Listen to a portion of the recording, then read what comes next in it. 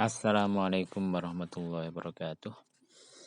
Bismillahirrahmanirrahim. Alhamdulillahirabbil alamin. Wassalatu wassalamu ala asrofil anbiya mursalin Sayyidina Maulana Muhammadin wa ala alihi washabihi ajmain. Amma ba'd. Pada kesempatan kali ini kita akan mengkaji satu kitab usul fikih yang sangat terkenal yang bernama Al-Waraqat, karangan seorang imam ahli fikih dan ahli usul fikih, yaitu Imam Al-Haramain Al-Juwaini yang lahir pada tahun 419 Hijriah dan meninggal pada tahun 478 Hijriah. Kitab ini begitu terkenalnya, begitu masyhurnya, sehingga banyak ulama-ulama yang mensyarahinya.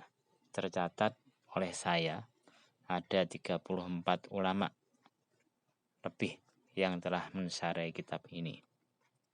Kemudian ada lebih dari 7 ulama yang membuat nadomannya, bahkan orang-orang Salafi Wahabi itu pun mensyarahi kitab ini. Ada sekitar 6 atau 7 pensyarah kitab dari orang-orang Salafi. Ini menunjukkan betapa hebatnya kitab ini, betapa berharganya kitab ini. Dan kajian kita ini akan kita bagi menjadi 2 bagian. Pertama, kajian yang sederhana, di mana saya hanya membaca kitab matan Al-Waraqat saja, dengan kemudian ditambahi keterangan sedikit-sedikit. Nah, kajian ini saya tujukan kepada orang-orang yang ingin tahu ilmu usul fikih sekedarnya saja dan sibuk dengan kerjanya atau sibuk dengan urusannya sehingga tidak sempat atau tidak ingin mendalami lebih jauh.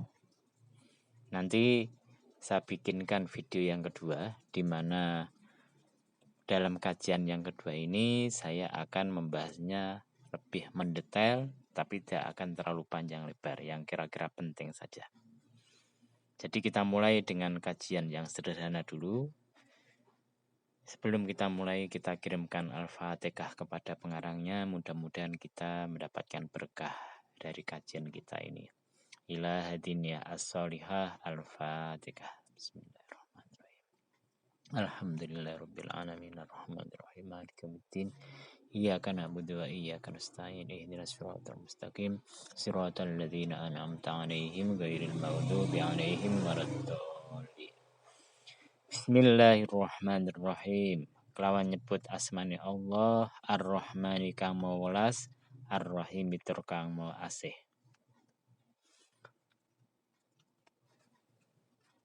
Hadihi waraqatun, utawi ikilah piro-piro lembaran. Waraqat itu jamak muannas salim kalau kita mengkaji ilmu nahwu. Dan jamak muannas salim di sini menunjukkan arti sedikit, artinya kalau dihitung ya antara 3 sampai 10.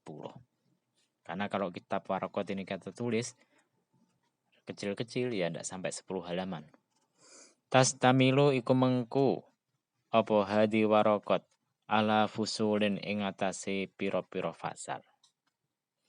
Min usulil fikih, saking usul fikih. Wa lan utawi usul fikih iku lafdzun iku lafat muallafun kang den susun min juz'aini saking bagian loro. Mufradaini kang mufrad karone.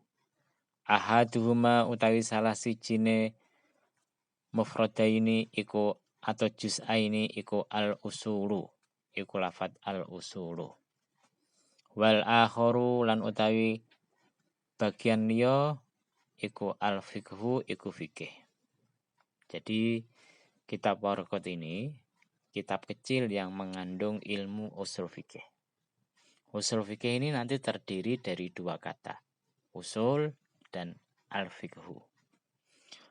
Fal aslu maka utahi asal ma iku perkara yubna kang den bangun alaihi ing atase ma ghairu apa sak liyane ma.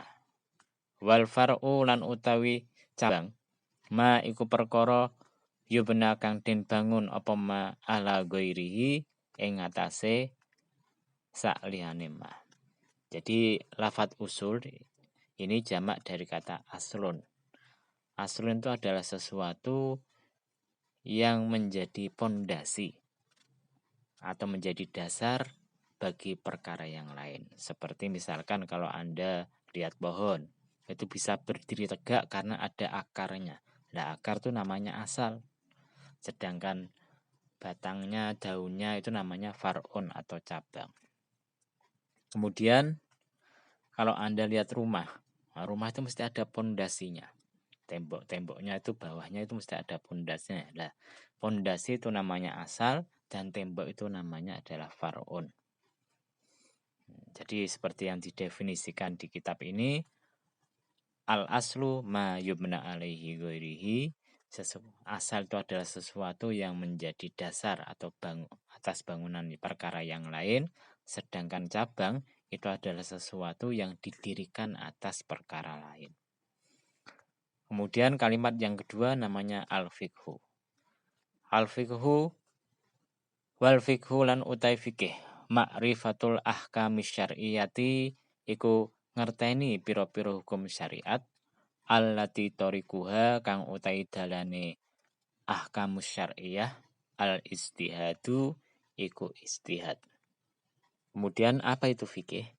Fikih itu mengerti beberapa hukum syariat yang diambil dengan cara istihad. Apa istihad itu?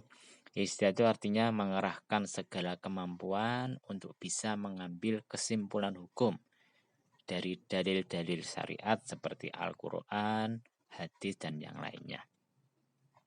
Kalau kita perhatikan, kenapa pakai kata-kata makrifat, bukan ilmu? Karena makrifat itu adalah ilmu yang didahului dengan tidak tahu. Jadi kalau kita katakan ikut definisi ini, maka ilmu laduni, ilmunya Allah, ilmunya Nabi, itu tidak termasuk fikih. Kenapa? Karena tidak didahului dengan tidak tahu. Karena Allah itu ya maha tahu.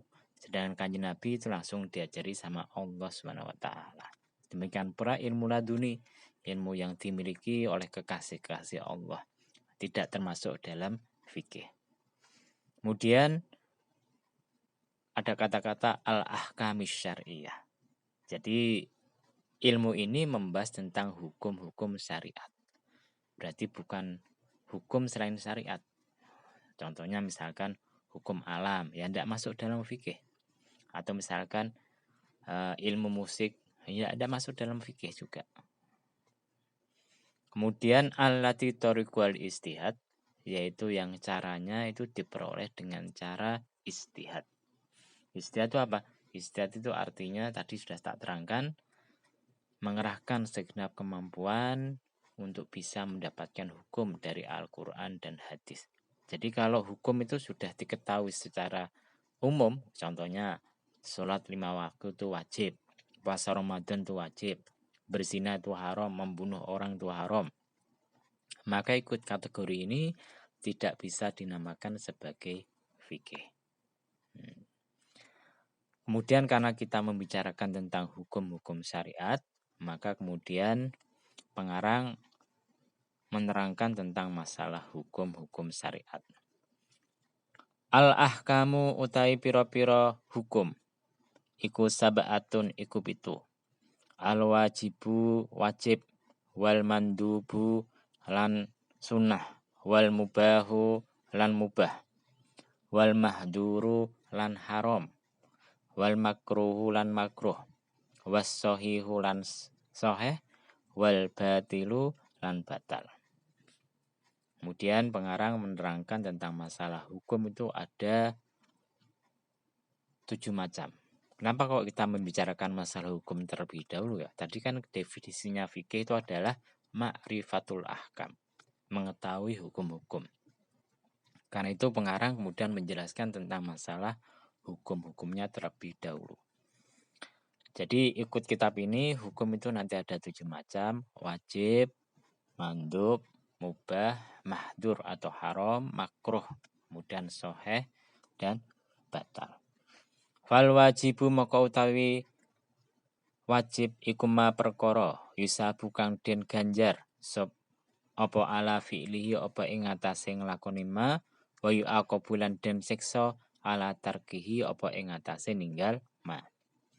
Wal mandub lan utawi mandub iku ma perkara yusabu kang den ganjar ala fi'lihi ing atase nglakoni ma wala yu'aqabulan ora den siksa ala tarkihi ing atase ninggalake ma. Wal mubahu lan utawi mubah ma iku perkara la yusabu kang ora den ganjar apa ala fi'li apa ing atase nglakoni ma wala yu'aqabulan ora den siksa apa ala tarkihi apa ing atase ninggalake ma. Wal mahdhuru lan utawi mahdur atau haram ma iku perkara yusabu kang den ganjar apa ala tarkihi apa ing atase ninggalake ma wa yu'aqabulan den siksa apa ala tarki ala fi'li apa ing atase nglakoni ma. Wal makruh lan utawi makruh ma iku perkara yusabu kang den ganjar apa ala tarki ing atase ninggalake ma wala yu'aqabulan ora den siksa apa ala fi'lihi apa ing atase nglakoni ma. Was sahihu lan utawi sahih ma iku perkara yuk tadu kang den anggep apa bihi apa ma wa ya ta'allaqu lan gumantung bi iklan ma apa an-nufudu apa terus. Wal batil lan utawi batal ma iku perkara la ya ta'allaqu kang ora gumantung apa bihi kang ora gumantung bi iklan ma apa an-nufudu apa terus wala yu'tadu lan ora den anggep bi kelawan ma. Jadi apa itu wajib? Wajib itu sesuatu yang apabila Anda kerjakan dapat pahala, ketika Anda tinggalkan tidak dikerjakan Anda dapat dosa. Apa contohnya? Contohnya ya semacam sholat 5 waktu. Nah, contohnya lagi misalkan puasa di bulan Ramadan itu kan hukumnya wajib bagi yang mampu. Kemudian sunnah itu adalah sesuatu yang apabila Anda kerjakan Anda dapat pahala, kalau tidak Anda kerjakan ya tidak apa-apa. Apa contohnya misalkan? Contohnya puasa Senin Kemis itu sunnah. Nah, tidak dikerjakan tidak apa-apa. Dikerjakan dapat pahala. Nah, kemudian ada namanya mahdur, haram. Haram itu kebalikan dari wajib. Jadi apabila Anda kerjakan berdosa, ketika Anda tidak kerjakan dapat pahala. Contohnya tadi berzina, membunuh orang tanpa hak. Kemudian ada namanya makruh, kebalikan dari mandub, yaitu apabila Anda kerjakan Anda tidak apa-apa, tapi ketika Anda tinggalkan Anda justru dapat pahala. Apa contohnya misalkan?